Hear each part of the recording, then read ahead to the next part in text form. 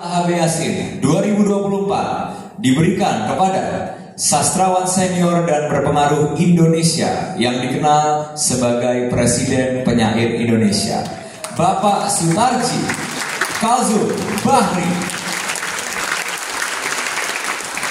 Dengan hormat kami mengundang Bapak Sutarji Kazum Bahri untuk dapat naik ke atas panggung untuk menerima secara langsung penghargaan ini, beserta juga dengan Kepala Dinas Perpustakaan dan Kearsipan untuk mendampingi.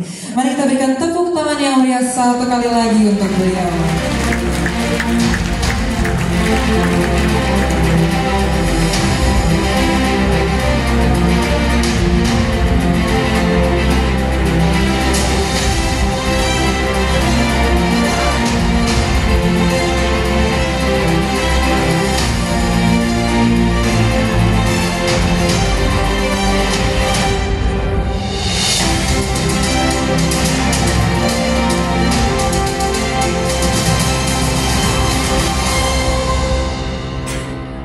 Kami mohon kepada Kepala Dinas Perpustakaan dan Kearsipan Provinsi DKI Jakarta, Bapak Firmansyah, untuk memberikan penghargaan langsung kepada Bapak Sutarji.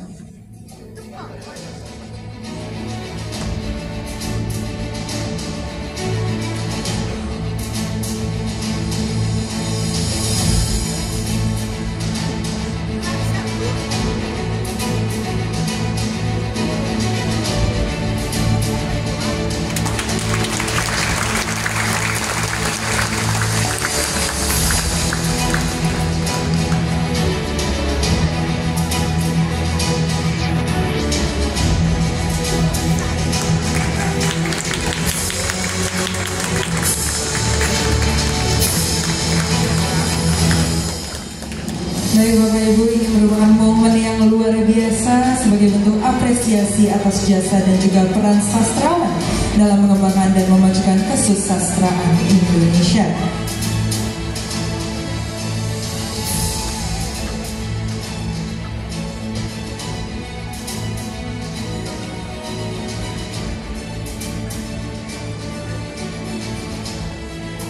Ini adalah penghargaan yang luar biasa dan juga bentuk apresiasi kita semua kepada Bapak Sutarji Kazum Bahri.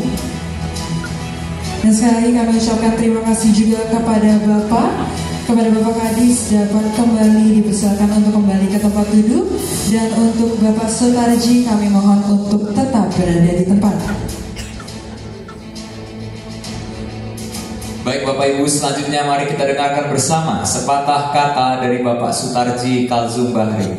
Dengan hormat kepada Bapak Sutarji kami persilahkan. Assalamualaikum warahmatullahi wabarakatuh. Salam sejahtera, selamat malam. Alhamdulillah, segala puji syukur pada Allah Subhanahu wa Ta'ala yang telah menciptakan event malam ini, malam penghargaan Nabi Yasin ini.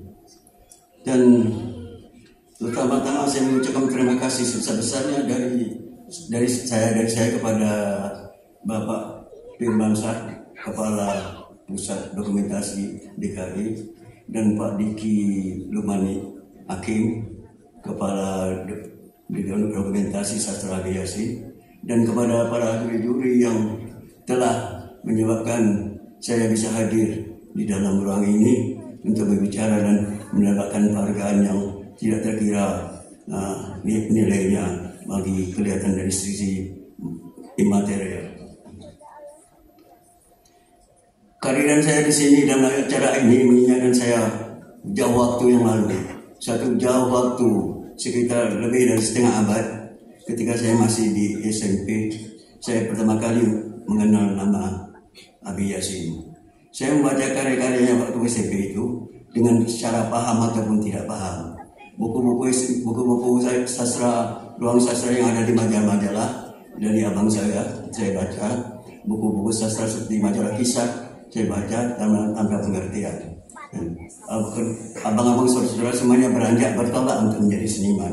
Karena itu di rumah saya banyak sekali buku-buku sastra. Walaupun daerah saya jauh dari Jakarta, yaitu di Tanjung Pinang, di Riau Kepulauan, daerah yang jauh, dan kemudian komunikasi agak sulit untuk berlangganan langsung. Berbuat pos atau apa tidak bisa, karena kami waktu itu daerahnya adalah daerah dolar, daerah yang berlaku uang Singapura, uang Malaysia, straight settlement jajahan Inggris itu.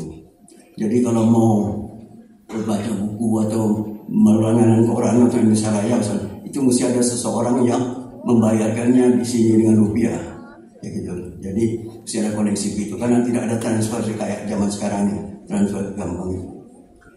Dan ini saya katakan tadi secara paham tidak paham, saya membaca buku-buku pada tulisan-tulisan bisnis ini. Inilah dasarnya, karena rasa cinta pertama kepada sastra, batu cinta pertama ini yang menyebabkan sebagai halnya cinta, apalagi cinta pertama, tidak bisa dipakai paham, tidak paham. Begitu saja kita tercebur dalam kasih sayang pada sastra itu. Dan demikianlah saya kira pula Abi Yasin begitu juga. Abi Yasin mencintai dokumentasi, mencintai mengumpulkan koleksi-koleksi tulisan, peramen-peramen, berkar-berkar dokumen-dokumen buku harian. Itulah juga atas dasar cintanya kepada sastra, satu cinta yang tak berbatas, satu cinta yang tidak mengenal hitungan untung rugi, suatu cinta yang tak bisa yang tidak mengabaikan perhitungan badi. Dia tetap ada di Indonesia, padahal banyak tawaran untuk mengajar di luar negeri, dan tentu akan menimbulkan kondisi keekonomian lebih baik kalau ia mengajar ataupun berperah di luar negeri. Tapi ia tidak lakukan karena dia takut kehilangan pendokumentasian sastra. Akibat dari sifatnya yang begitu, ke perjuangan, ke pengabdian yang begitu besar itu, kita lah yang dapat menghasilkan sekarang. Kita lah Abi Yasin ini sebagai hasanah. Di situ disebut kata lumbung. Saya tidak suka kata lumbung ini. Lumbung ini kesannya terlalu miskin. Tapi kalau hasanah besar, kalau kita menyebut hasanah sesuatu yang besar, dan kita mengingat bahwa ada hasanah lebih besar lagi yang bisa dikaitkan dengan itu, yaitu hasanah dari Tuhan. Tuhan berkata pada dirinya, aku adalah hasanah yang tersembunyi, kunzul maghfirah.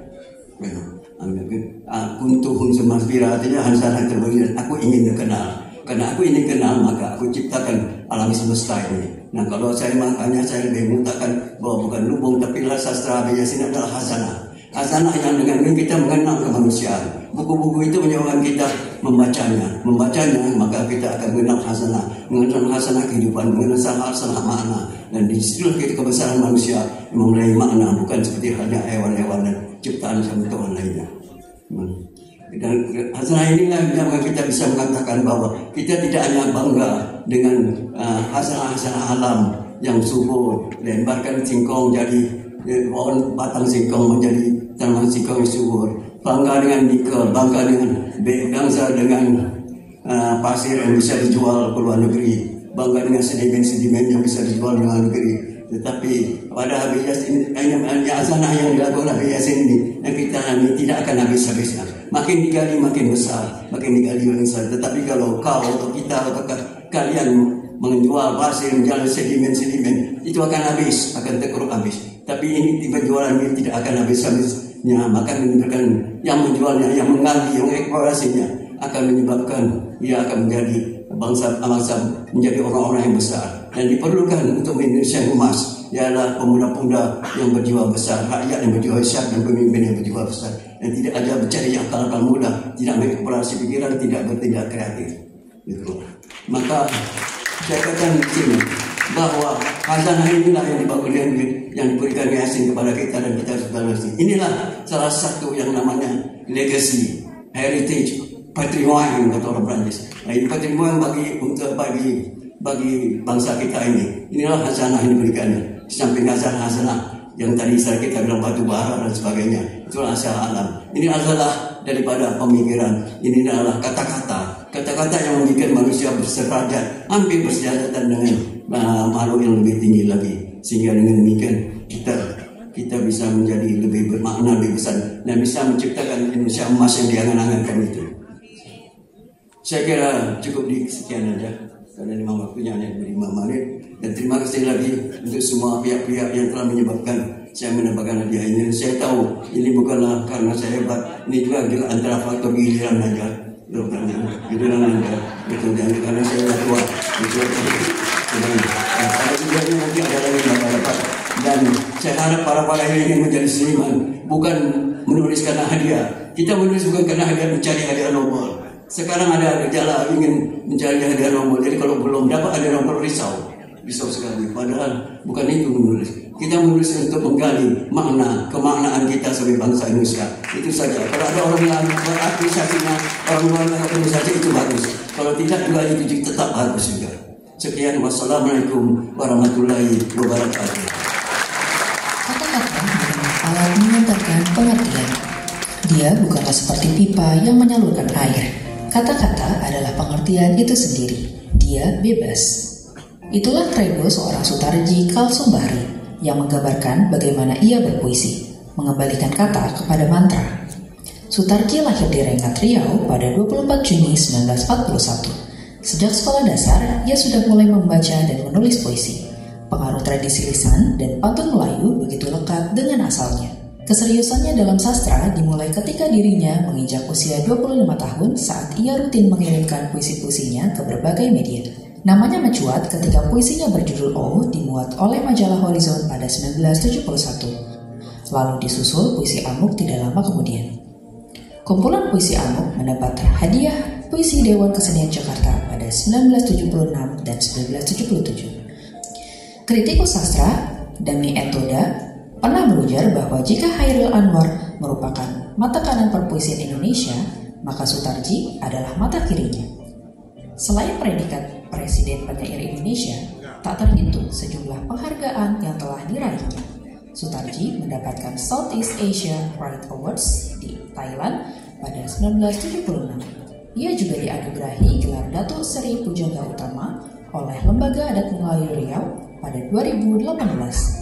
Hingga penghargaan Bintang Budaya Parama Dharma dari Presiden Republik Indonesia pada 2008. Atas pencapaian, konsistensi, dan karya-karya yang telah dilahirkannya untuk sastra Indonesia, maka dengan penuh rasa hormat kami memberikan anugerah sastrawan ini kepada Sutarji Kalsumbahri.